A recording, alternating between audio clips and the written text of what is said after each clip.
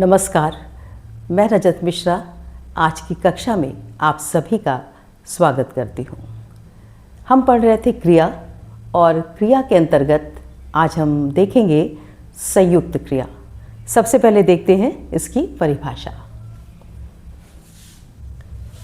नाम के अर्थ पर जाएंगे। संयुक्त क्या है? कोई दो चीज़ें जुड़ी हुई या दो से अधिक, वो क्या है? संयुक्त है।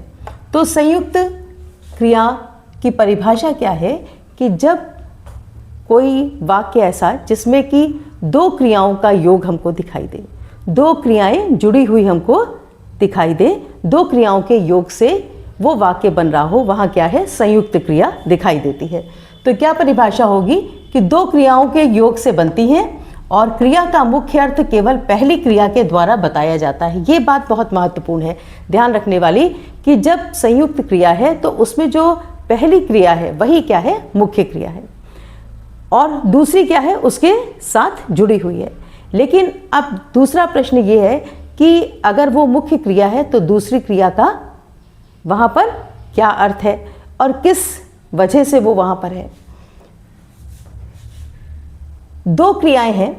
एक वाक्य से आप देखिए, गाड़ी चल दी, बच्चा आ गया। ठीक है, अब दो क्रियाएं हैं, गाड़ी चल दी, बच्चा आ गया।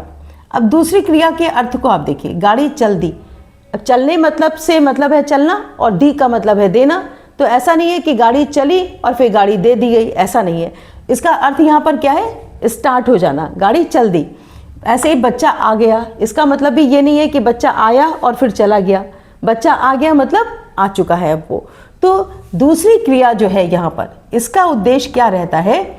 मुख्य क्रिया के अर्थ को कभी और ज़्यादा बढ़ा देना, कभी उसके प्रभाव को घटा देना, कभी उसके अर्थ को संकुचित कर देना, ये कार्य करती है। यानी वो मुख्य क्रिया को एक तरीके से रंजन करने का, यानी उसको संवारने का, सुंदरता उसकी बढ़ाने का एक कार्य करती है। इसीलिए इन क्रियाओं को क्या कहा जाता है? रंजक क्रिया। तो जो दो क्रियाएं एक साथ होती हैं, इसमें एक मुख्य क्रिया होती है और दूसरी जो क्या है?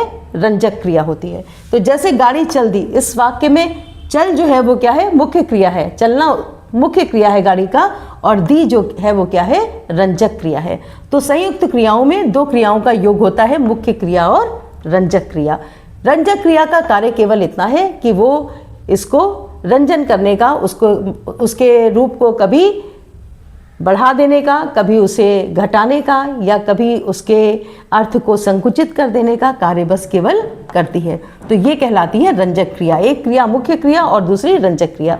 अब संयुक्त क्रिया के बहुत से भेद भी हैं, जैसे आरंभ बोधक, समाप्ति बोधक, अनुमति बोधक, अवकाश बोधक, आवश्यकता बोधक, निश्चय बोधक, नित्यता बोधक, अभ्यास बोधक, इच्छा बोधक, शक्ति बोधक और पुनरुक्त संयुक्त क्रिया। ये क्या है? संयुक्त क्रिया के भेद हैं, जिसमें से हम दो क्रियाएं पहले लेते हैं, आरंभ बोधक और समाप्ति बोधक।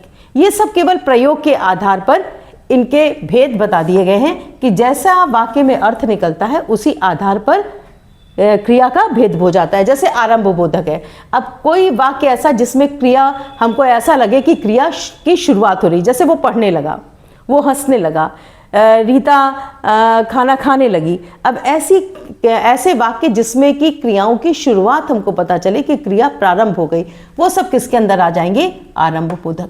ऐसे ही समाप्ति बोधक क्रिया क्या होगी? समाप्ति बोधक क्रिया ये होगी, वो पढ़ चुका, वो खा चुका, वो जा चुका, जिसमें क्रिया के समाप्त होने का आपको बोध हो, वो क्रियाएं क्या है? समाप्ति बोधक हैं। यानी वाक्यों के अर्थ के आधार पर, क्रियाओं के अर्थ के आधार पर ही हम निश्चित करेंगे कि वो क्रिया किस प्रकार की क्रिया है। तो ये 11 इन भागों में बांटा गया है, इनको हम आगे के वीडियोस में देखेंगे। आज के वीडियो में इतना ही कि संयुक्त क्रिया क्या है? दो क्रियाओं के योग से बनती है। उसमें पहली क्रिया मुख्य क्रिया होती है और दूसरी केवल क्या है? रंजक क्रिया होती है।